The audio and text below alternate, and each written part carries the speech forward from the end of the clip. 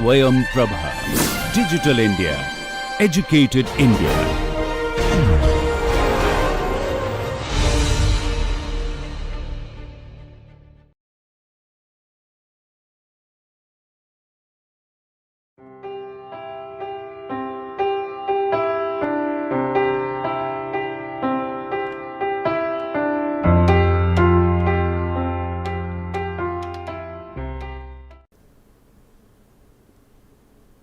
So, good morning students, welcome to the NPTEL lecture course on architectural acoustics. This lecture 9 is on the concept of reverberation. So, in the lecture 8 we have seen the how the reflection and absorption can take place in a enclosed area, and how can we measure the absorption for a particular surface or for a particular panel which can be rendered in a surface.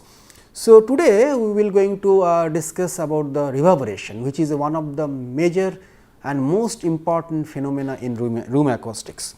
So, the lecture objective will actually outline like we will conceptualize the reverberation and the reverberation time, and we will associate this as a reverberation time to the room reflection and the absorption, because these two are the one of the very striking phenomena in the indoor acoustics, and how to relate that with the reverberation. And we will try to develop, or we will definitely going to develop the fundamental equation to find the reverberation time in an enclosed space.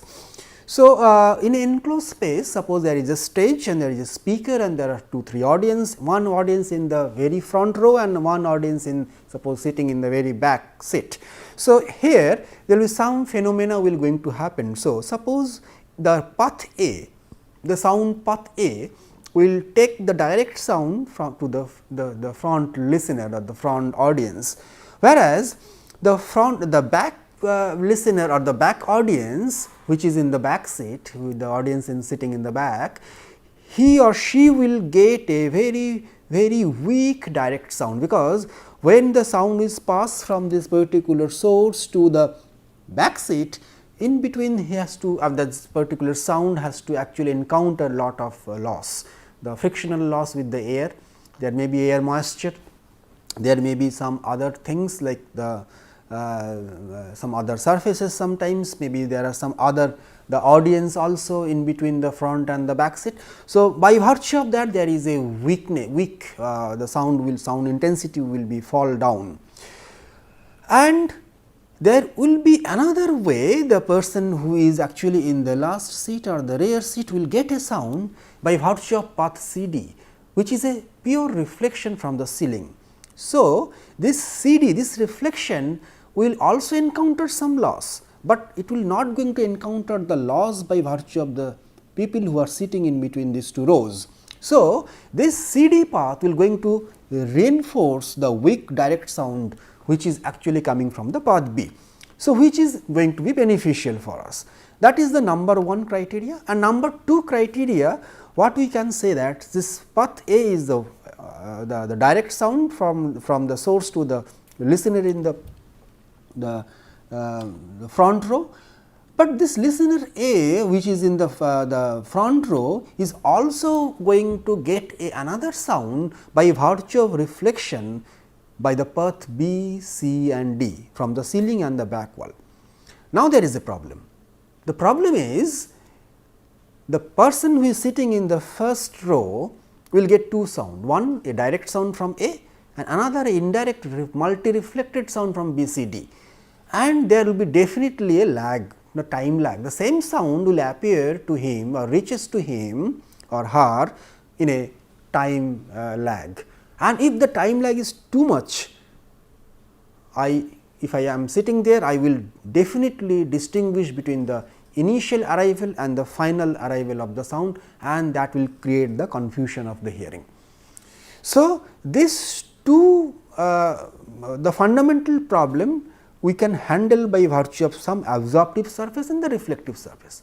So, let us do some kind of a reflective surface like this, which is in the rear part of the auditorium or the hall.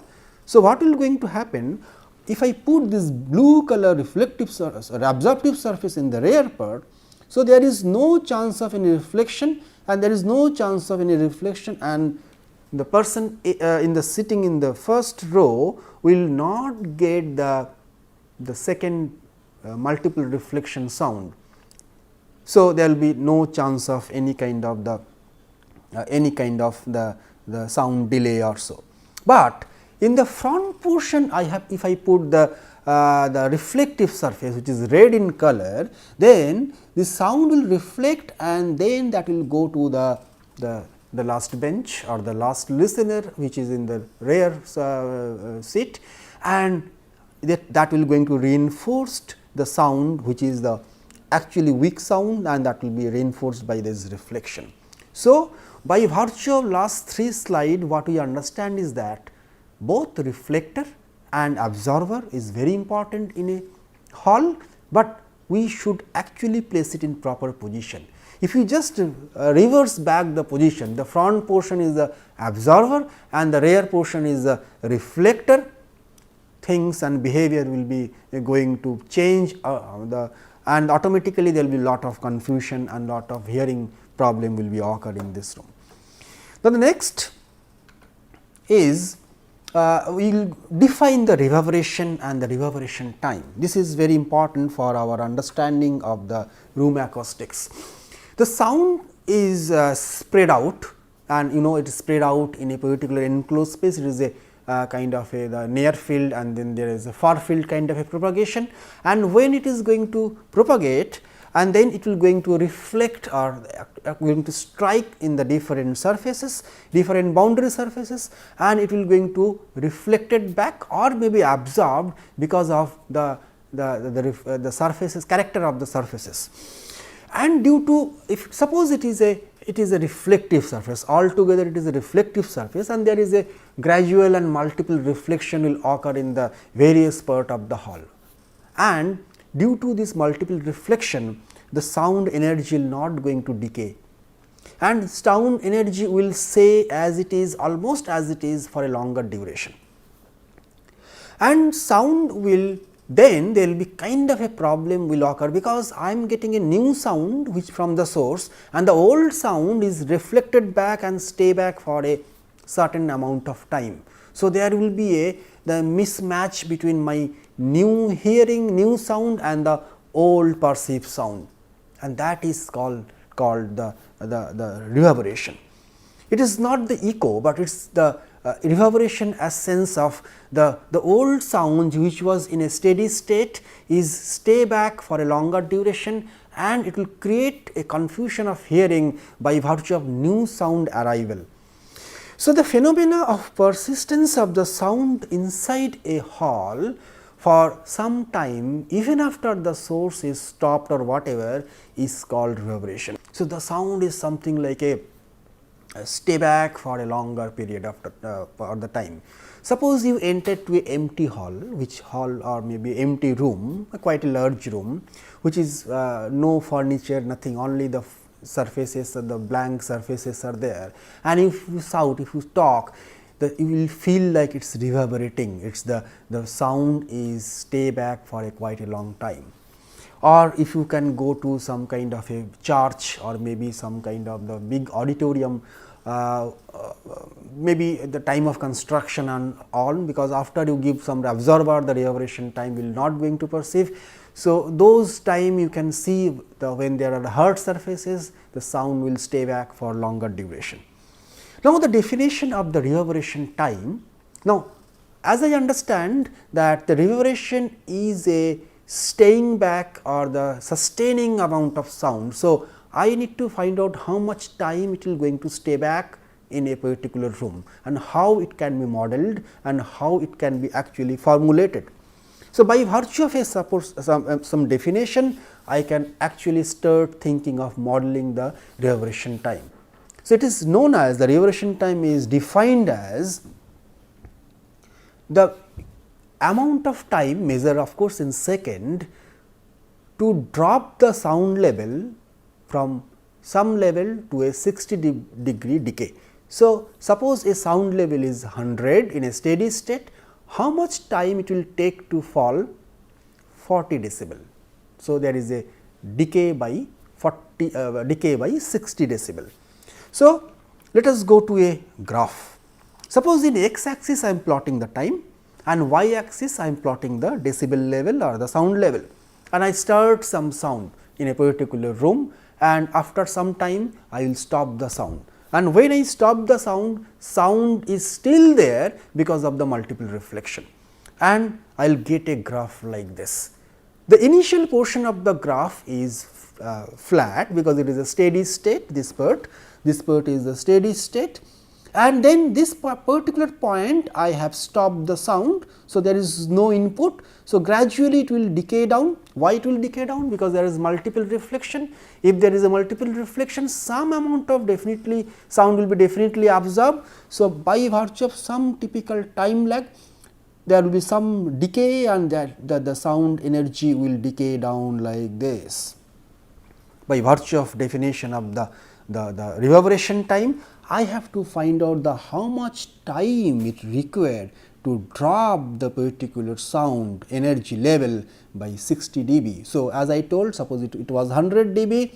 So, I have to find out at 40 dB to to decay from 100 to 40, how much time is required in second, and that is nothing but the reverberation time. So, let us derive this reverberation time by virtue of some physical some physics. So, or physical understanding. So, suppose a sound is initiated by a intensity of I0 and there is a multiple reflection is occurring. Suppose it is the initial sound in a particular in a room, and when it is strike in a particular surface, the amount of energy is reflected back is 1 minus alpha into I naught, which I have explained in the last lecture, because alpha times I naught is absorbed. So, this is remaining for the room. So, it goes for the second reflection to other surface, which is maybe opposite surface or maybe the orthogonal surface. So, after second reflection, some absorption will be happen over here. The absorption is this 1 minus alpha into I naught times alpha. So, this much amount is again reflected back after the second reflection. So, that is 1 minus alpha to the power 2 into I naught. So, I can say after such n reflection, after some n reflection, so sound energy intensity is suppose I n, and this I n will be 1 minus alpha to the power n into I naught. And by definition, let us suppose this I naught to I n, this drop is 60 dB. So, let us find how much time is required to get this particular drop. So, what we have do is that my initial energy was I naught, which is this, and for I naught, this particular sound level, I have measured what is the sound intensity level, and next after drop of 60 dB, it is after n reflection I n. So, this will be the sound intensity level at after some time, after some n reflection, and the difference between these two is nothing but 60. So, now if I modify this equation, so I will get this equation, and then further this I reference and I reference will going to cancel out, and finally, I will get I naught by I n is equal to 10 to the power 6, and I n from the last slide, I know this is I naught into 1 minus alpha to the power n. So, this I naught will also gets cancelled, and finally, I can say 1 minus alpha to the power n equal to 10 to the power minus 6. So, somehow I have relate the initial and the final level of the sound intensity, initial and final level of the sound intensity levels, that is 60 dB, and finally got this particular final equation. Now, let us go to the next slide and see how this further it can be handled. So, I will now take a natural logarithm with base e for this, and if I take the natural logarithm, it will look like this, and this n will come in front, and finally, I can find out how much is the n. This is minus 6 log natural log of 10 and the natural log of 1 minus alpha by natural log of 1 minus alpha. Next, we will have to conceptualize another thing, that is mean free path. The mean free path is the mean path covered by any kind of in a particular 3-dimensional space for a particular ray. So, suppose from a particular point a ray is initiated and it strike to a particular surface and it follow the law of reflection, it go to the another surface. So, virtually it will follow the law of reflection and strike different surfaces, and by virtue of this the striking of different surfaces, it will travel some path, and as you know, the path length of the path will not be always equal. Now, if you take a sum this particular all the path and then take the average, and that is called the mean free path, and this mean free path will be all equal to, for a rectangular room, is 4 V by S, where V is the volume of the room and the total surface area is the S. The derivation of the mean free path is not in our scope, and it is required the volumetric integration and a particular colloidal kind of the study. So, as we suppose, let us suppose this mean free path is 4 V by S. So, this mean free path, the unit is centimeter or meter, this is a path length. So, I can say that the average time taking to cross this mean free path for one single reflection is 4 V by S into C, where C is the velocity of the sound, because path by velocity or the distance by velocity is the time.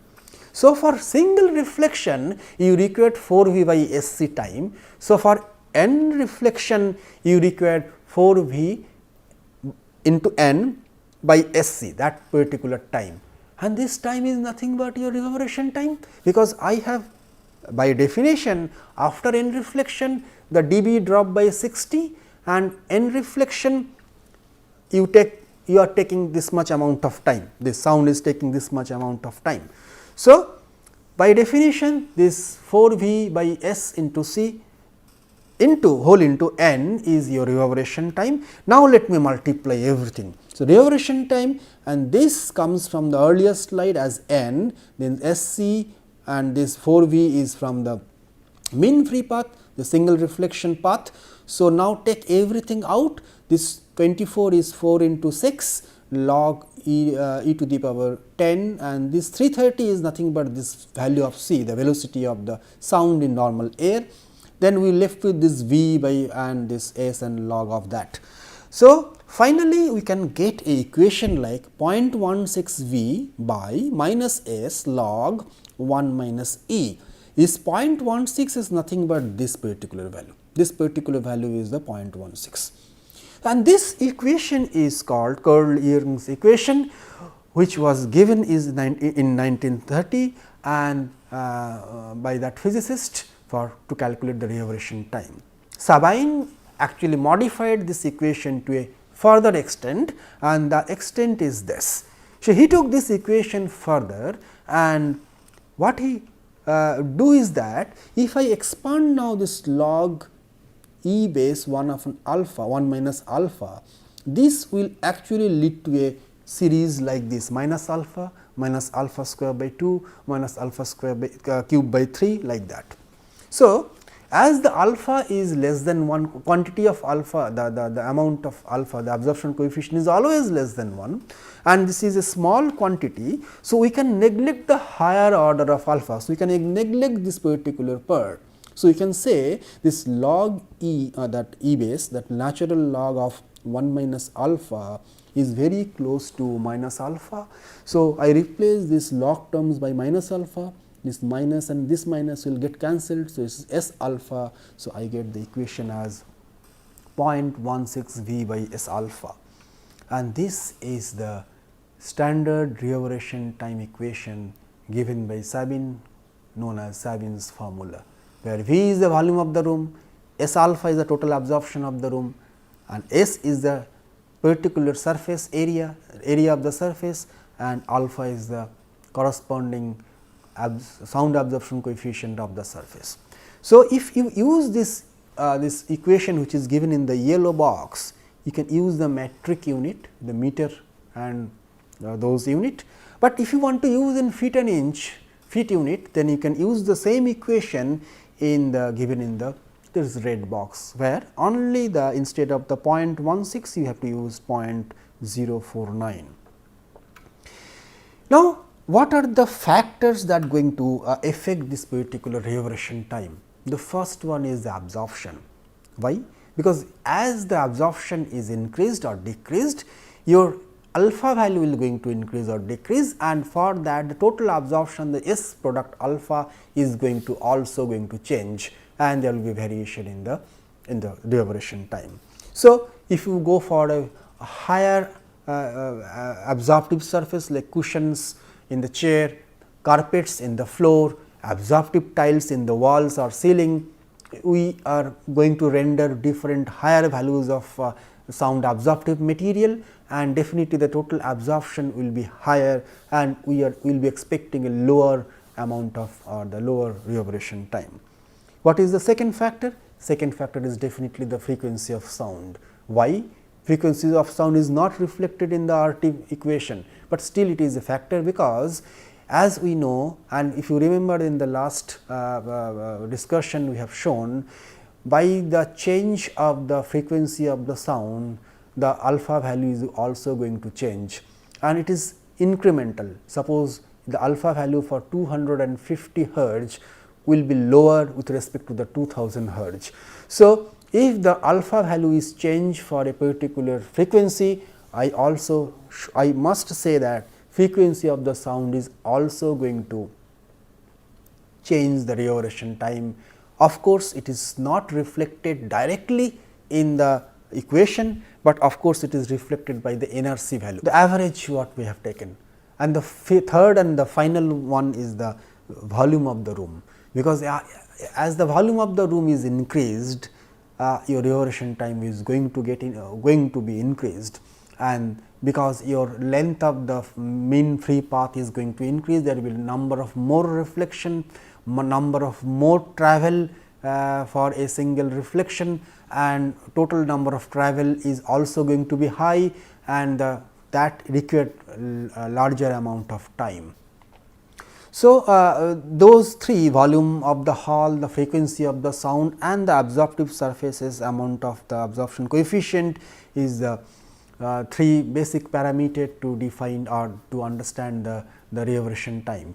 Here I have always written RT 60. If you remember in the last slides also, it is sometimes written in the some way the RT is this, but it is better to write RT 60, because by definition RT is 60 dB drop. So, that RT 60 is written in this formula or in this way.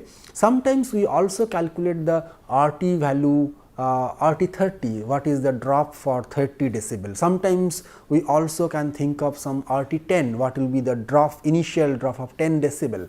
So, for further minute correction of any interior of auditorium or so, particularly in the electroacoustics part. So, that is why it is better to write RT 60, but as in general if you write RT, that means it is RT 60 or the 60 decibel, the basic definition point of view, the sound reverberation time of any enclosed area.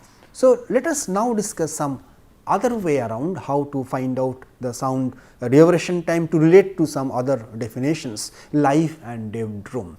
Suppose a particular room is fully reflective. So, what will going to happen?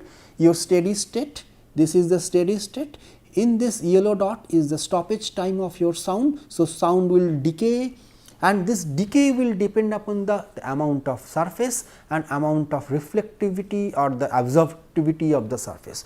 If the surface is reflective, that is most reflective means the alpha value of the surface is very low. So, almost it will give you lot of reflection, and the decay will occur in a very slow rate, and due to this decay is very slow rate, you see this particular line is extended like this, and you will get a very high reverberation time, and due to this is very high, this particular room, this type of room is called live room, and there is a dead room also. So, dead room, in that case what I have here is that is a steady sound, the stoppage of the sound, and after the stoppage of the sound it is reflecting in the various surfaces, and the surfaces are totally absorptive surface or mostly absorptive surface having very high value of alpha. So, after striking it may not come back, or maybe it come back or the very the weak the intensity will come back, maybe after 2, 3, 5, 6, 50 reflections it will going to decay, and it will be decay, the rate of the decay of the sound will be very faster, and that is why this line, this is the decay line will be very stiff in order, and will get the drop in a very quick time. So, if this line is very steep, this reverberation time is also going to be very small, and we will get a very low reverberation time, and those rooms where there are the reflective surface as less and it is full of absorptive surface are called dead room. So, this dead room and the live room will be explained further by Professor Shumana Gupta in her lecture when we will be dealing with the auditorium and other acoustical spaces. Now, let us know or let us understand how this particular experimental way how the reverberation time can be calculated, how can be calculated in a particular room. So, suppose this is a I have what I have drawn here is a section of a room, and in that you just put a some sound source, sound frequency source. So, this is a particular sound source which will give you can control the different frequency. If you want 1000 frequency, you push a button and it will give you a 1000 frequency. You can regulate the volume of the this particular source also. So, high volume or low volume, something like that. And in another corner you put a microphone and it attach that microphone with the computer. Whatever it is received in the microphone, the sound is received in the microphone in this particular point. In this particular point that will be actually recorded in the laptop or maybe a computer. So, after this particular thing you start with some frequency, and after a steady state is arrived you stop that particular frequency. So, you will get a kind of a graph in your laptop or in your computer, where in the x axis is the sound levels which initially built up, there is a steady state and then there is a drop after you stop.